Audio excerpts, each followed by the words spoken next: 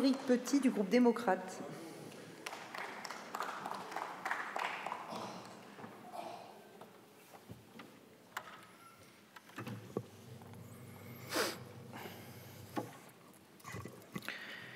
Madame la Présidente, Madame la Ministre, chers collègues, Monsieur l'Ambassadeur, depuis février 2022, nous pouvons mettre enfin des mots concrets et du sens sur des valeurs que certains qualifient de fumeuses, nous disent après tout, les valeurs européennes, c'est des choses qui ont été imaginées, c'est des choses qui existent ailleurs, ils sont élus.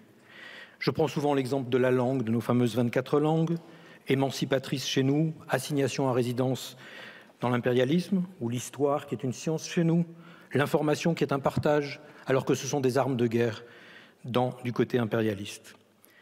Dans le cas du groupe Wagner, nous touchons une question absolument fondamentale en démocratie et dans nos valeurs. Qui se bat?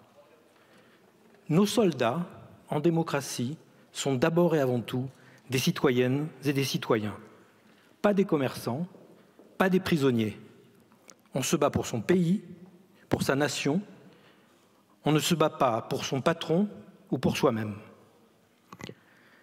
Dès 2018, la Commission des Affaires étrangères de notre Assemblée, sous la présidence de Marielle de Sarnez, s'était intéressée à ce phénomène des proxys, à ces zones de guerre où la lutte armée devient business, en Syrie, en Irak, en Libye, y compris chez les Américains, chers collègues. Nous nous étions posé cette question. Que peut devenir la démocratie quand ce ne sont plus les États qui commandent les armées? Que peut devenir la diplomatie? Wagner a été créé en 2014 dans le Donbass.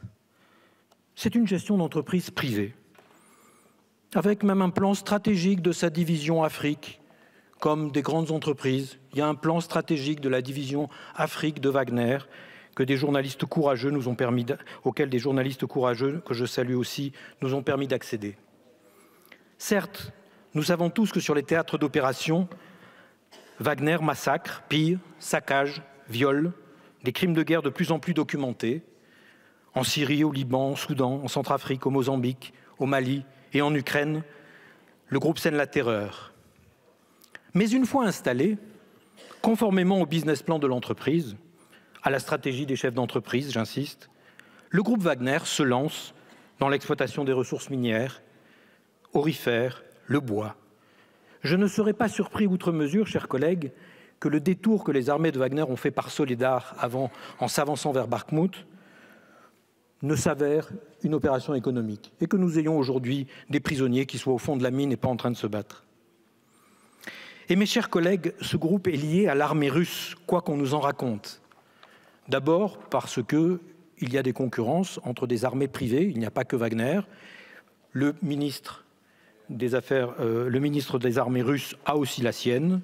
Gazprom est en train de construire les siennes. Donc ils sont au moins liés comme des concurrents d'un même business. Mais surtout, ils sont utilisés comme ballons d'essai, comme un laboratoire de ce qui peut se faire ou ne pas se faire, avec des exemples très concrets. En 2014, je vais dans le Donbass sans y être et je regarde la réaction internationale. 8 ans après, j'envahis. J'essaie d'aller chercher Kharkiv avec une opération soi-disant spéciale. L'incorporation des prisonniers, deuxième exemple. On considère qu'il y a 40 000 prisonniers qui ont été recrutés par Wagner dans les prisons. Aujourd'hui, ce ne sont plus Wagner qui va dans les prisons proposer des contrats, c'est l'armée russe. Mais Wagner, c'est une entreprise certainement lucrative, mais c'est une mauvaise armée. Une bonne armée repose de toute façon sur l'engagement des citoyens. À chaque confrontation de terrain, Wagner est battu. Au Mali, ils ont avancé parce que nous ne voulions pas nous engager dans un combat trouble. Ils ont été écrasés dans les quelques accrochages en Syrie avec l'armée américaine et ils ont été arrêtés en Ukraine. Mes chers collègues, ne nous trompons pas. Ce n'est pas une armée d'élite, ce n'est pas une armée puissante.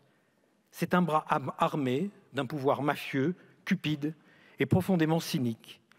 Alors oui, il est important que la France et l'Europe aient une parole forte sur ces groupes, sur ce phénomène de sous-traitance de la guerre, de ces anti-start-up, de cette économie innovante et macabre.